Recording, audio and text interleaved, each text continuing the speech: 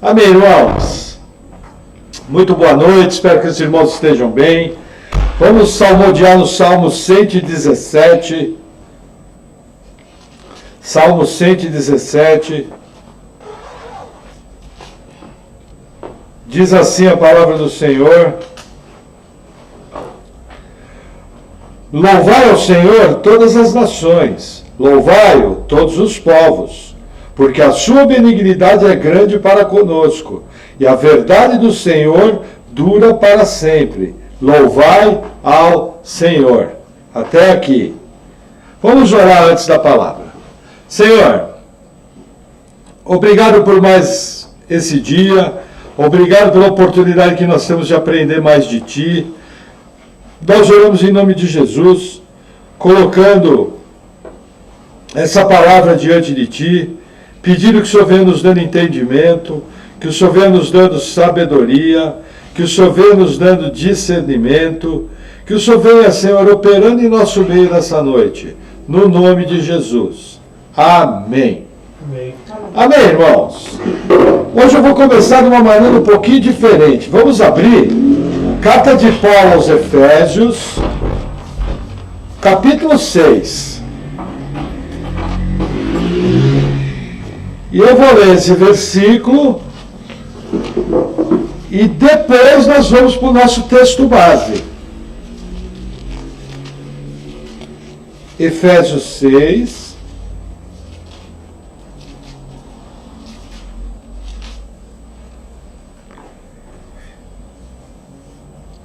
Versículo 10. Diz assim: No demais, irmãos meus, fortalecei-vos no Senhor e na força do seu poder.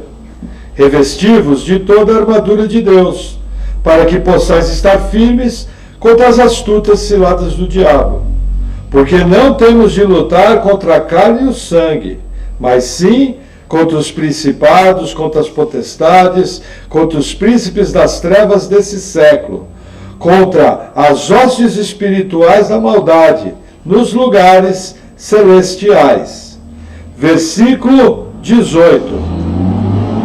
Orando em todo tempo, com toda oração e súplica no Espírito, e vigiando nisso, com toda perseverança e súplica por todos os santos, e por mim, para que me seja dada, no abrir da minha boca, a palavra com confiança, para fazer notório o mistério do Evangelho. Até aqui. Veja, esse texto, Paulo nos mostra que a nossa luta ela não é contra pessoas. Embora algumas vezes nós vamos combater a pessoas. Mas a luta verdadeira é por aquilo que está por trás das pessoas. Aquilo que está por trás da carne e do sangue.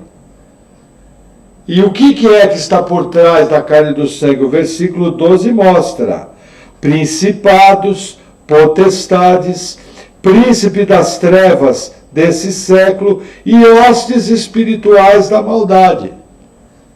Aqui, Paulo nos dá uma ideia de como funciona o mundo espiritual, mostrando que existem seres espirituais, inimigos da verdade, que cegam o entendimento dos homens e que trabalham para implantar toda a doutrina satânica anticristã. Então, cada vez que eu estou orando, eu estou interagindo nesse mundo espiritual. Quando eu combato uma ideia anticristo, eu não estou combatendo diretamente pessoas. Eu estou combatendo seres espirituais que estão por trás desses ensinos. Então, o que Paulo quer nos mostrar é que existe um mundo invisível. Esse mundo invisível está debaixo da soberania de Deus. Mas esse mundo invisível ele tem regras. Regras fixas que Deus colocou. E nós percebemos que tanto existem anjos bons, que são os anjos de Deus, como existem anjos maus, os anjos caídos, que juntamente com Satanás se rebelaram. A gente tem esse número no livro do Apocalipse. 1/3 dos anjos se rebelaram. E aí o que acontece? Veja, é do entendimento de muitos teólogos, e eu fecho com essa linha, de que Satanás ele tinha uma posição no céu. Quando a gente vê o livro de Jó, a gente percebe que Satanás tinha um acesso ao céu. Ali é bem claro, quando o texto fala os filhos de Deus, os Benai Elohim, se apresentaram diante de Deus, que eram os anjos, Satanás veio e se apresentou. E aí existe ali um diálogo em torno da vida de Jó, no qual é permitido a Satanás tocar na vida de Jó, sem tirar a vida dele. O que acontece? No livro do Apocalipse, a gente percebe que hoje o diabo está alojado nas regiões celestes e que ele vai perder essa posição. O golpe que foi dado no diabo na cruz do Calvário foi definitivo. A partir dali, ele não tem poder mais para enganar as nações. Porém, Efésios 6 nos mostra que nas regiões celestes, Satanás ainda opera. O que é região celeste? É o mundo espiritual. Tanto é que quando Paulo é arrebatado ao terceiro céu,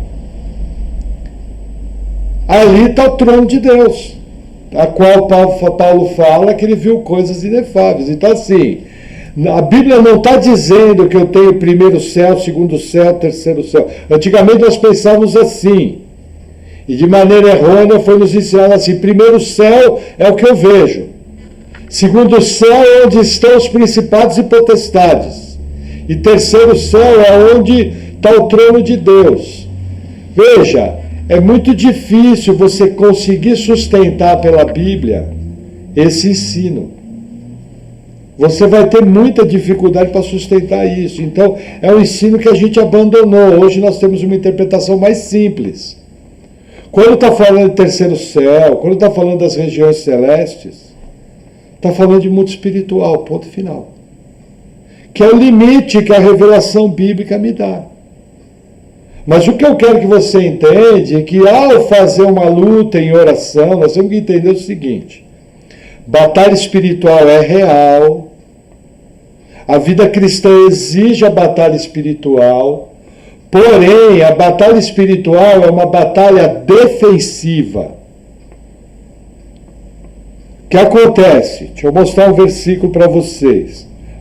Versículo 13 de Efésios 6. Portanto, tomai toda a armadura de Deus, para que possais resistir no dia mau, e havendo feito tudo, ficar firmes. O que é?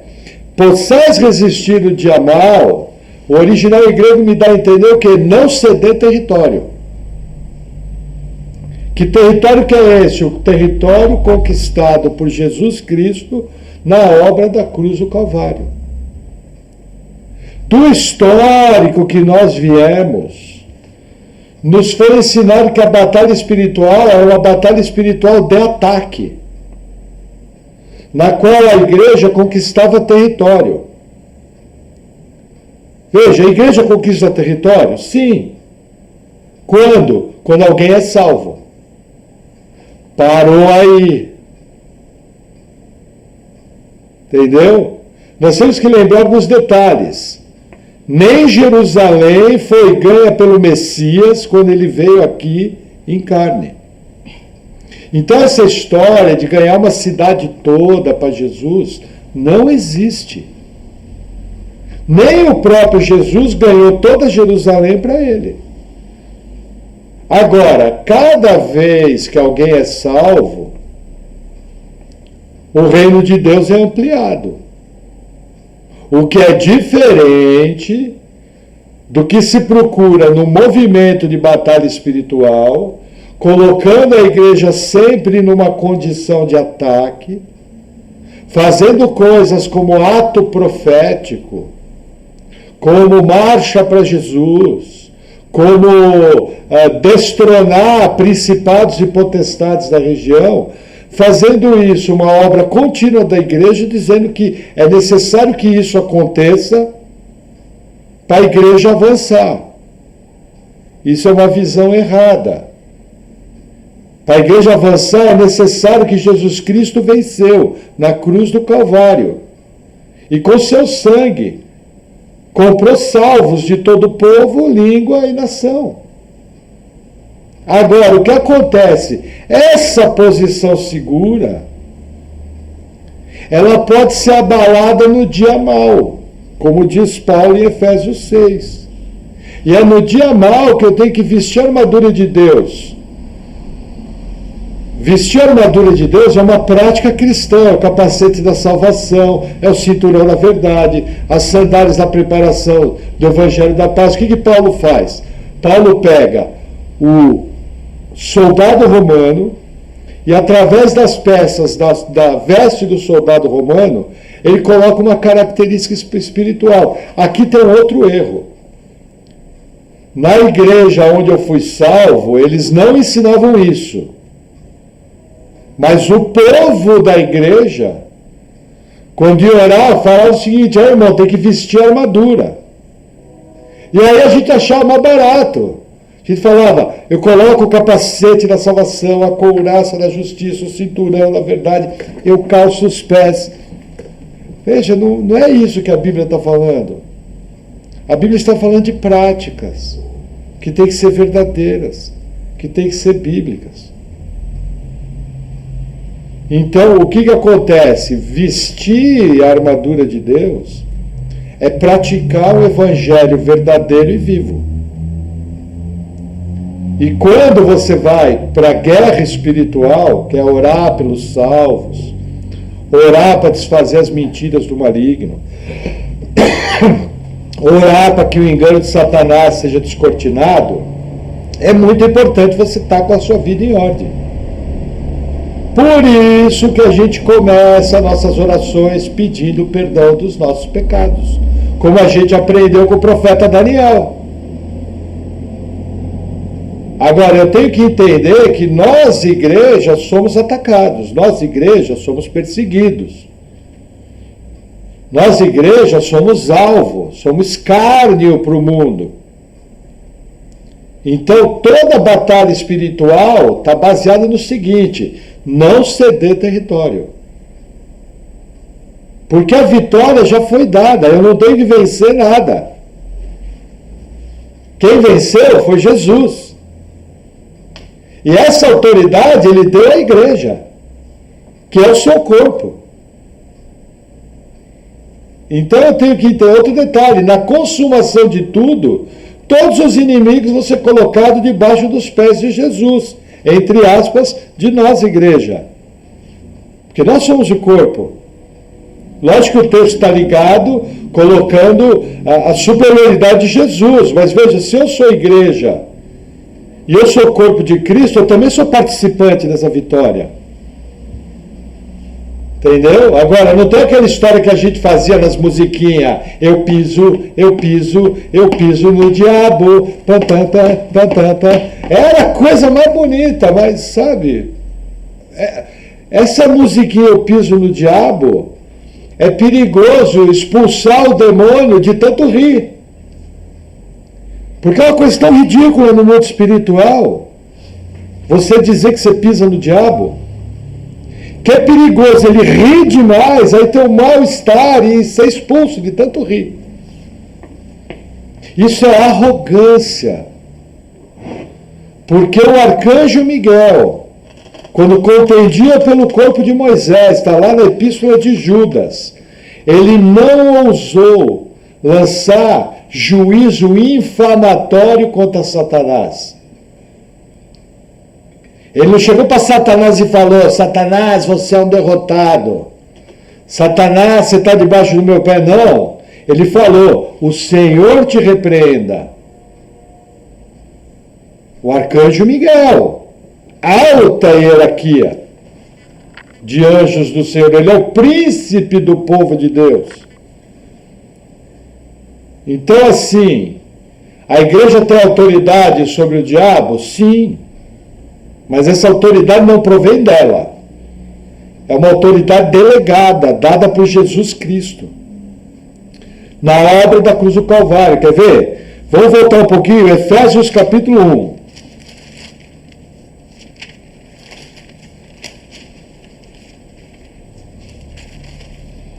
Versículo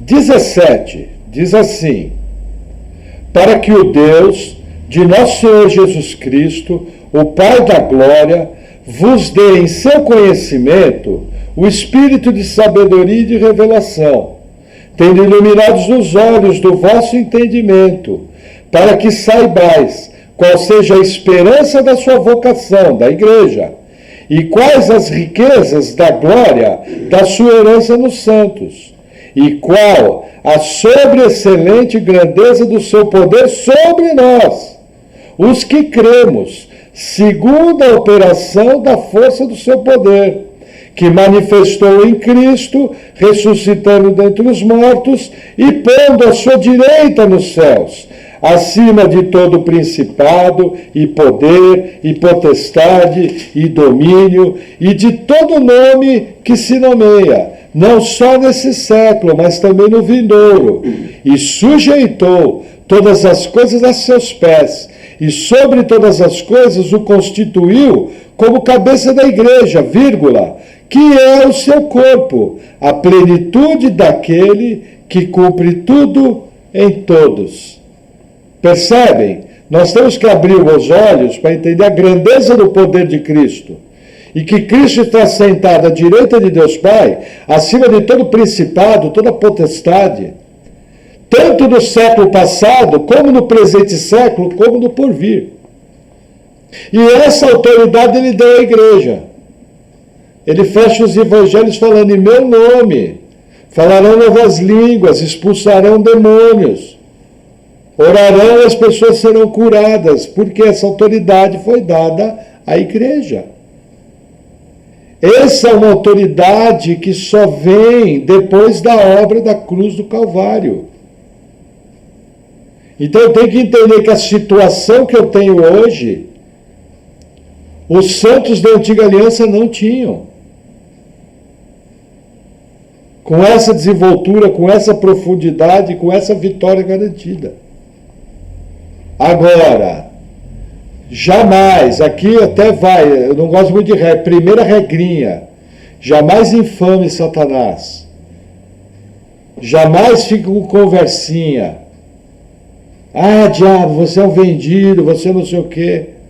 O diabo é poderoso, ele é muito mais poderoso que o ser humano, ele é muito mais inteligente que o ser humano, e ele conhece mais a Bíblia do que você. Porque ele não morre. Agora, em Cristo Jesus, ele é um inimigo vencido. Só que é um inimigo vencido que às vezes tenta estragar a festa. Sabe aquele camarada que vai ter uma festa de aniversário e é convidado? Aí ele tenta estragar o bolo? É o que Satanás faz. Ele sabe que ele é um derrotado. O Apocalipse fala, quando lá no futuro ele perder essa posição nas regiões celestes. O Apocalipse fala, ai de vós, povo da terra, porque o diabo, o vosso acusador, desceu até vós, mais ou menos fala isso. E ele tem pouco tempo. Então ele vai vir com toda a ira no futuro. Então o que acontece? Eu tenho que conhecer as regras da batalha espiritual de oração. E assim, deixa eu falar uma coisa para você. Nós como cristãos, não temos que ter medo de palavras que às vezes são usadas de maneira errada. Por exemplo, às vezes para pessoas no meio reformado, elas têm dificuldade de usar o termo batalha espiritual. Isso está errado. Por exemplo, outro dia o Nicodemo soltou a palavra, batalha espiritual é sua urgência. Qual é o problema? Ah, mas o movimento de batalha espiritual usa esse termo, eles também usam o termo Bíblia, e usam o nome de Jesus, então eu vou parar de usar. Eu não posso basear a boa teologia no erro dos outros. Sabe? Então, realmente existe uma batalha espiritual, mas essa batalha espiritual, ela tem um conceito defensivo. Por exemplo, quando eu cheguei aqui salvo, há 21 anos atrás, nós saímos pelo bairro ungindo tudo e orando. Valeu! Pela unção com óleo, não. Porque óleo não é para isso. Óleo no Novo Testamento é para o presbítero ungir doente. Mas pela oração, valeu. Nosso bairro melhorou bastante. Aqui nessas duas esquinas era trabalho toda semana. Hoje é raro você ver um feitiço, bem raro. O bairro mudou, porque eu entendo que quando eu cheguei no bairro, eu sou um embaixador de Cristo. Eu sou um cidadão do reino. E quem tem que sair é o capeta. Não eu. Então, com intrepidez, eu levanto a minha voz, intercedo junto ao trono da graça e faço uma batalha espiritual pelo meu bairro. Batalha essa para não ceder território. Quem tem que sair é o capeta. Como é que nós fazíamos antes? Era errado. Não, vamos identificar o principado que domina no bairro. Aí você descobria lá um templo de feitiçaria, descobria um templo de idolatria. Aí você ia lá na frente desse templo e ungia. Uma loja maçônica, um templo Rosa Cruz, um templo budista. Aí você ungia e fazia uma oração ali. Isso é errado. Na verdade, é inócuo, não vai ter efeito nenhum. Agora, eu orar, Senhor, nós sabemos que o Senhor tem seus eleitos nesse bairro. Sabemos que o Senhor nos colocou aqui com um propósito. Então eu oro, Senhor, que o Senhor venha fazendo a tua obra poderosamente. Senhor, faz de nós, como Paulo pede, que com intrepidez nós fazemos conhecido o mistério do Evangelho, pelo qual nós somos embaixadores. Senhor, prospera essa reunião que acontece na minha casa, que pessoas possam ser salvas. Senhor, prospera a nossa igreja, que pessoas possam ser salvas e sejam edificadas. Vem com o teu poder salvador. Isso é batalha espiritual. Isso é para ser feito. E vou dizer para vocês, o bairro muda. Hoje eu estava conversando com um cliente na Fazenda Rio Grande, e esses irmãos muito queridos, eles são da Assembleia de Deus aqui. Um deles é pastor, outro é presbítero. E um barato que eles, por exemplo, eles são fãzão do Gran Conato. E o Gran Conato, ele não aceita dom de línguas. Eu acho uma das falhas do ministério do Gran Conato, embora eu sou fãzão dele. Mas eles, sabe, eles não ligam para isso. Eles gostam da boa teologia. E aí nós estávamos conversando o seguinte, eu estava falando com eles o seguinte, que quando eu e minha esposa trabalhávamos na área de videolocadora, que nós chegávamos nos bairros, que nós chegávamos nas regiões da periferia, chegava à noite, só tinha dois poderes naquele bairro. Você tinha o poder do tráfico e do crime, e os botecos tudo aberto, e você tinha as igrejinhas, na sua maioria pentecostal. E eu lembro que uma vez a minha esposa se perdeu no caminho, aqui na região de Quatro Barras, onde a Luísa mora perto. Sabe onde ela foi parar para pedir ajuda? Na igreja. Porque ela sabia que naquela pequena igreja tinha filhos de Deus que iam ajudar ela, mesmo que ela não fosse uma serva de Deus. Então eu tenho que ter uma compreensão seguinte: Jesus falou, quem não é por nós é contra nós. Quando os discípulos anunciaram que tinha alguém que não fazia parte deles expulsando demônios em nome de Jesus, eles queriam deter. Olha, não é da nossa igreja aqui, Jesus. Jesus falou, deixa. porque Ele está agindo do nosso lado. Então aqui entra uma outra regra de batalha espiritual de oração. Quanto mais unido você puder ser em oração, melhor. Entendeu? Existe uma matemática de oração, que quando o povo de Deus se junta em oração, as chamadas orações coletivas, elas têm um peso diferente no mundo espiritual. Entendeu? Existem diferenças teológicas? Sim. Existem falsos ensinos que às vezes querem envenenar igrejas sérias? Sim.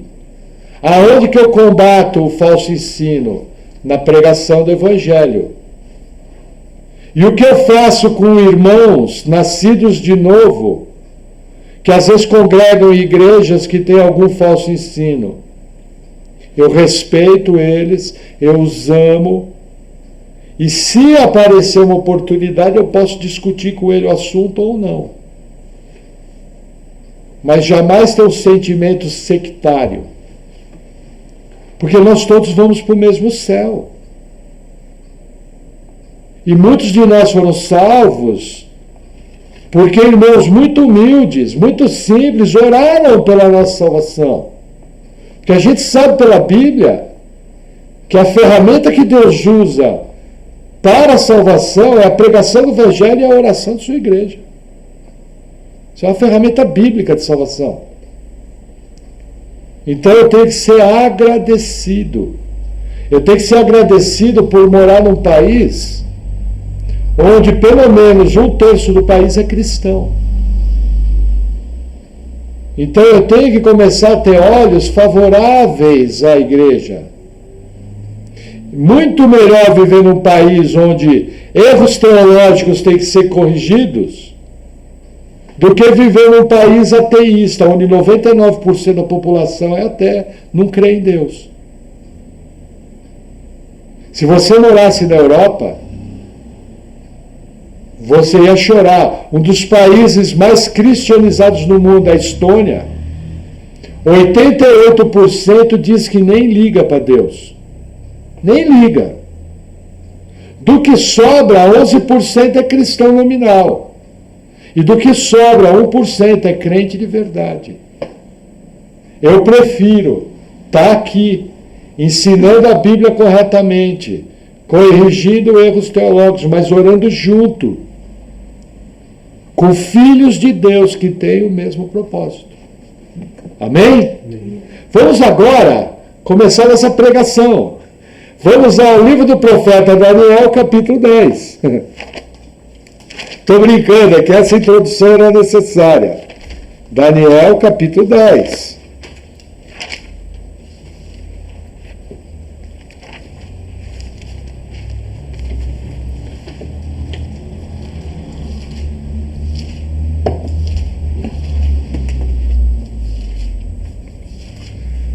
Versículo 1 diz assim: No terceiro ano de Ciro, rei da Pérsia, foi revelada uma palavra a Daniel, cujo nome era chamado Beltesassar.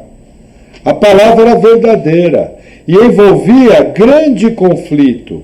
E ele entendeu essa palavra e tinha entendimento da visão.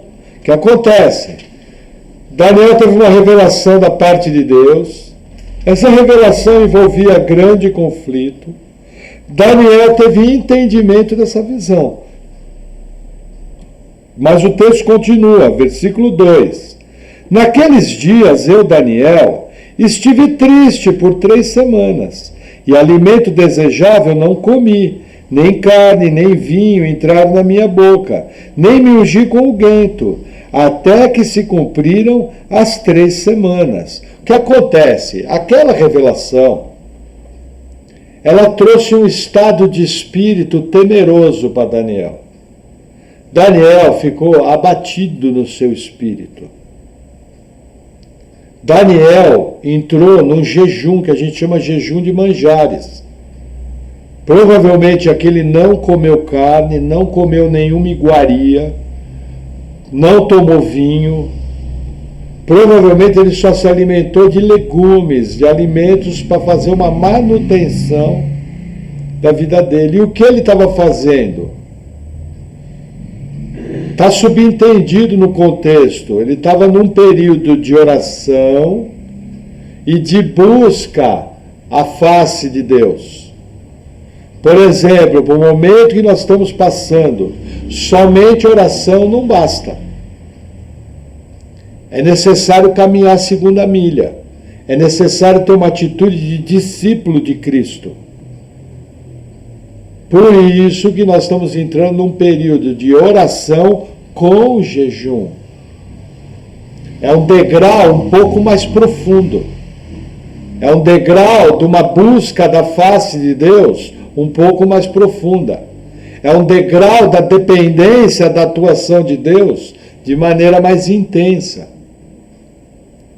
Por quê? Porque estamos vivendo um momento muito sério. É o que Daniel está fazendo aqui. É o que nós, guardadas as proporções e a nossa pequenez, vamos estar fazendo a partir de segunda-feira.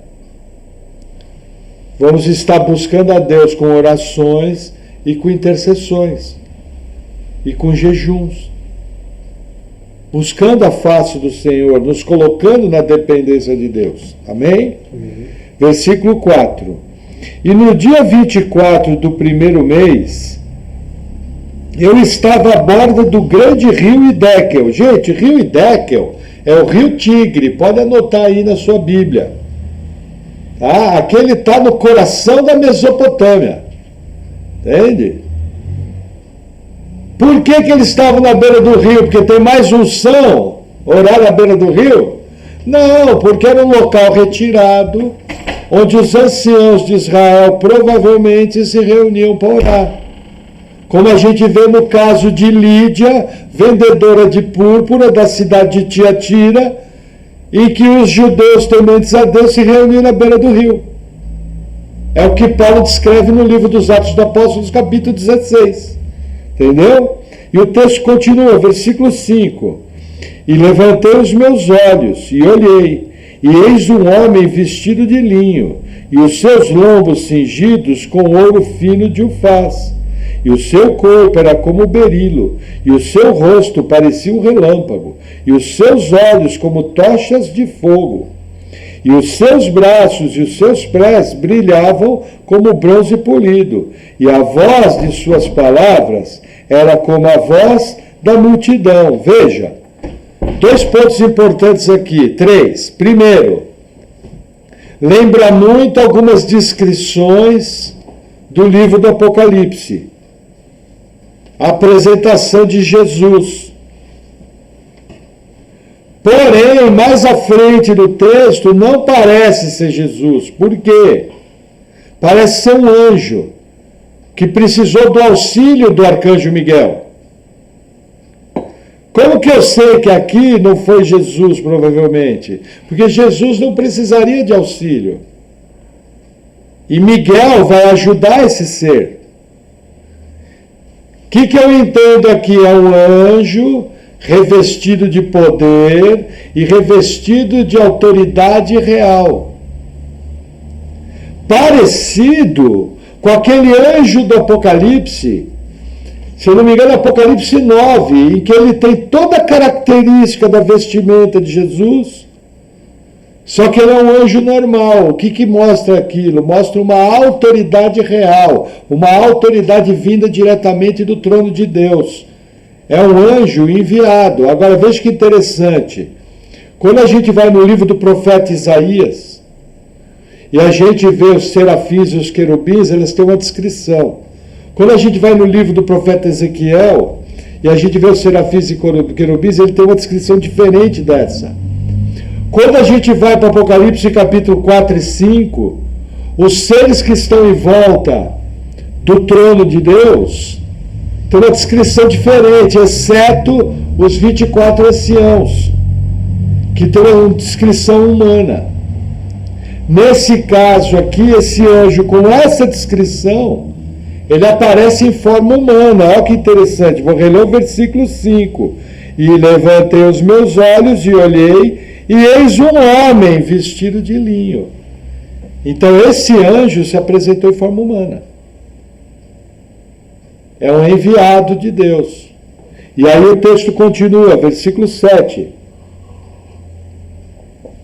E só eu, Daniel, tive aquela visão, e os homens que estavam comigo não a viram. Contudo, caiu sobre eles um grande temor, e fugiram escondendo-se.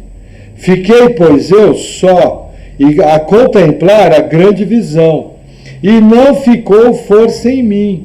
Transmudou-se o meu semblante em corrupção, e não tive força alguma. Contudo, ouvi a voz das suas palavras, e ouvindo o som das suas palavras, eu caí sobre o meu rosto num profundo sono, com o meu rosto em terra. Veja o que acontece. Algo aconteceu que os homens perceberam que havia um transe ali. E eles fugiram, apavorados. Só ficou Daniel. Daniel diz que ele ficou fraco. O que eu aprendo aqui?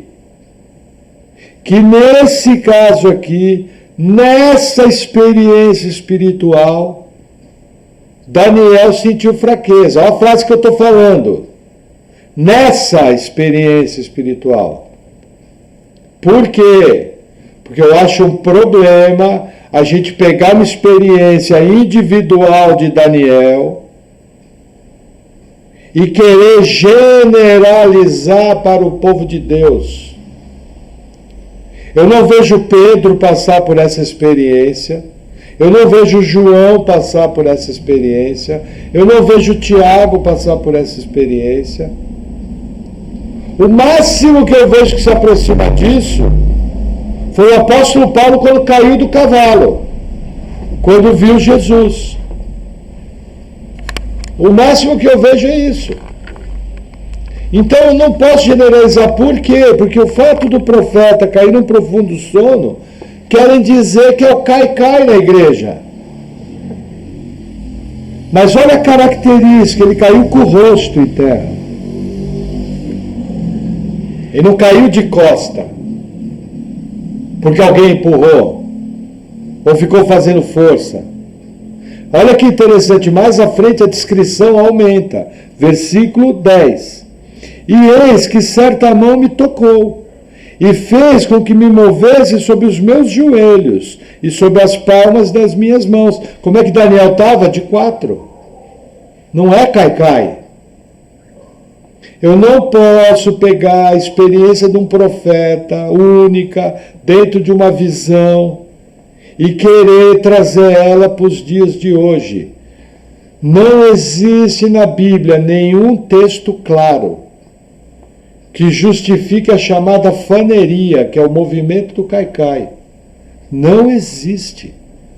Para vocês terem uma ideia como o cai-cai é errado, até a Universal do Reino de Deus, que tem problemas teológicos graves, é contrário ao cai-cai. Para vocês terem uma ideia que ponto chega. Engraçado, né? Cair em jejum e oração, em leitura bíblica, em intercessão, ninguém quer. Consagração, santidade, correr do pecado. Agora, em meninice, mal explicada, sem base bíblica, todo mundo quer cair. Eu lembro que na igreja que eu fui levantado presbítero, a pessoa chegou e falou: pastor, caí no espírito domingo. Falei: que bom, então você vai começar uma reunião na sua casa segunda-feira, né? E vai evangelizar toda a vizinhança. Aí a pessoa olhou para minha cara, eu falei: porque em Atos dos Apóstolos, quando o Espírito Santo veio sobre a igreja, eles se transformaram em testemunha de Jesus, e com ousadia testemunharam do Evangelho. Isso foi em 2013. Gente, o que eu arrumei de inimigo naquela igreja. Mas porque eu contestava de maneira bíblica. O que as pessoas querem fazer? Pegar algo isolado e jogar para todo mundo. Mas não é o alvo da pregação. Vamos avançar mais um pouquinho.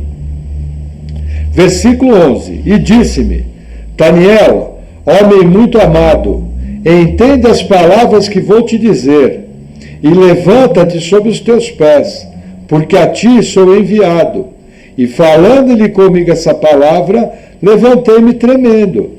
Então me disse: não temas, Daniel, porque desde o primeiro dia em que aplicaste o teu coração a compreender e a humilhar-te perante o teu Deus, são ouvidas as tuas palavras. E eu vim por causa das tuas palavras. Olha o que hoje está falando. Quando você se voltou para Deus, orando e jejuando, suas palavras foram ouvidas, porque você é muito amado. E eu fui enviado com a resposta. Lembra que Daniel teve uma revelação, compreendeu uma visão e a partir dali começou a se humilhar? Quando ele começou a se humilhar, a Bíblia dá mais ou menos a data, no dia 24 do primeiro mês, vem essa resposta. Se ele começou a se humilhar 21 dias antes, foi no dia 3 daquele mês. Quando ele se voltou para Deus, Deus ouviu a oração e a resposta saiu. Mas olha que interessante, como é que Deus trabalha em alguns casos. O texto continua, versículo 13. Mas o príncipe do reino da Pérsia me resistiu 21 dias. E eis que Miguel, um dos primeiros príncipes, veio para ajudar-me.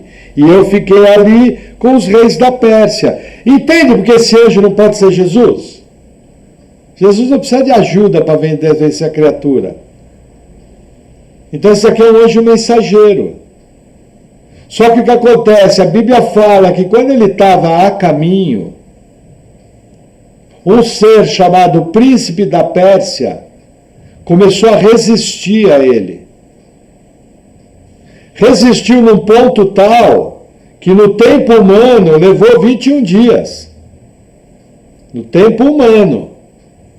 A contagem aqui é humana.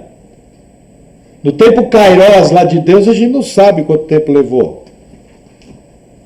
Num ponto tal que o príncipe do povo de Israel, que é Miguel, teve que ser chamado para combater o príncipe do reino da Pérsia, que nós já vamos conversar, mas eu vou continuar a leitura do texto e depois eu vou explicar.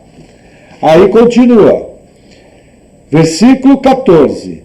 Agora vim para fazer entender o que há de acontecer ao teu povo nos derradeiros dias, porque a visão é ainda para muitos dias. O que aconteceu aquela visão? Aquela visão vai ser descrita no capítulo 11 e 12 do livro de Daniel. É uma visão para o fim dos tempos. Então a mensagem de Deus é clara. Deus se faz entender de maneira clara, sem dúvida. Deus não deixa dúvida. E aí continua. Versículo 15. E falando-lhe comigo essas palavras, abaixei o meu rosto para a terra e emudeci.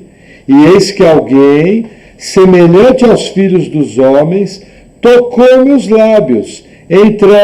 Abri a minha boca e falei, dizendo àquele que estava em pé diante de mim: Senhor meu, por causa da visão sobrevieram-me dores, e não me ficou força alguma. Como, pois, pode o servo do meu Senhor falar com o meu Senhor? Porque quanto a mim, desde agora, não resta força em mim, e nem fôlego ficou em mim. Veja, a experiência espiritual foi duríssima para Daniel.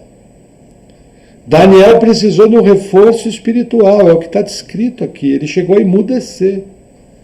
Aí um outro ser espiritual, envolvido na entrega da mensagem, veio trazer fortalecimento a Daniel.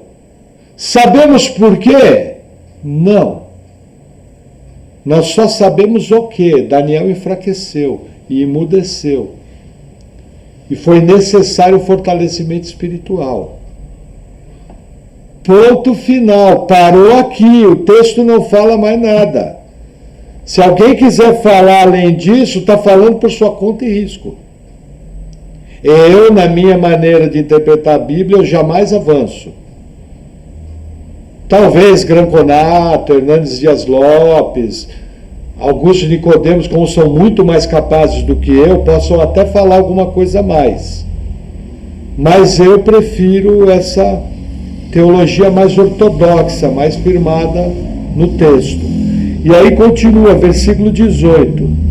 E aquele que tinha a aparência de um homem, tocou-me outra vez e fortaleceu-me, e disse: não temas, homem muito amado, paz seja contigo, anima-te, sim, anima-te. E falando ele comigo, fiquei fortalecido e disse: fala, meu Senhor, porque me fortaleceste. E ele disse: sabes por que eu vim a ti? Agora, pois, tornarei a pelejar contra o príncipe dos persas. E saindo eu, eis que ainda virá o príncipe da Grécia. Mas eu te declararei o que está registrado na Escritura da verdade. E ninguém há que me anime contra aqueles, senão Miguel, vosso príncipe. Até aqui. Qual é a descrição que o anjo dá? Veja, nós temos que entender esse texto, que existem demônios que atuam em países e governos específicos. Aqui fica muito claro que existia um principado que atuava em especial em cima do reino da Pérsia. Aonde que Daniel está debaixo de Ciro, governador da Pérsia. Esse principado atuou não só tentando deter a mensagem, como tentando deter a volta do mensageiro. Não bastasse isso, o mensageiro fala o seguinte: olha, saindo eu, vai vir o príncipe da Grécia, que é outro principado.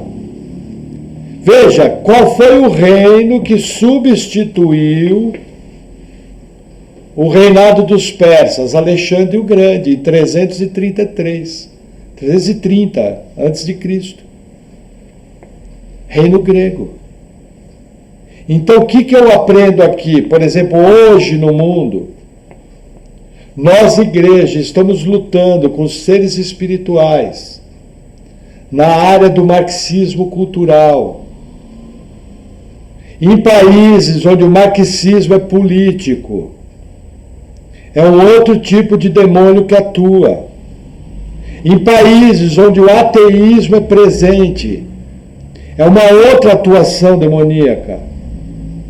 Em países onde a feitiçaria é presente, é outra atuação. São príncipes, são forças espirituais da maldade nas regiões celestes. É um exército bem organizado. E esse texto aqui me mostra que existe sim uma luta no reino espiritual. Luta essa já vencida por Jesus Cristo. Essa é a informação que eu tenho da Bíblia. Ponto final. O que eu tenho que rejeitar? O que eu tenho que rejeitar é o ensino do movimento de batalha espiritual, que pega aquele texto onde Jesus ensina que é necessário amarrar o valente, e quer dizer que para uma cidade você ganha para Jesus, para pessoas num país você ganha para Jesus. É necessário fazer uma batalha espiritual, um ato profético, uma unção com óleo, e derrubar o principado que rege na região. Por exemplo, próximo aqui ao nosso bairro, existe um bairro onde a característica dele é o seguinte: muito boteco, muito tráfico e muita menina nova grávida. E famílias desestruturadas. O que o movimento de batalha espiritual faria? Precisamos derrubar o principado. Não.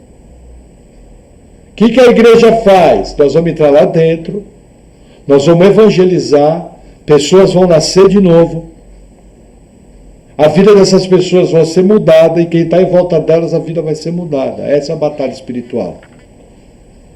É assim que eu derrubo as forças espirituais da maldade.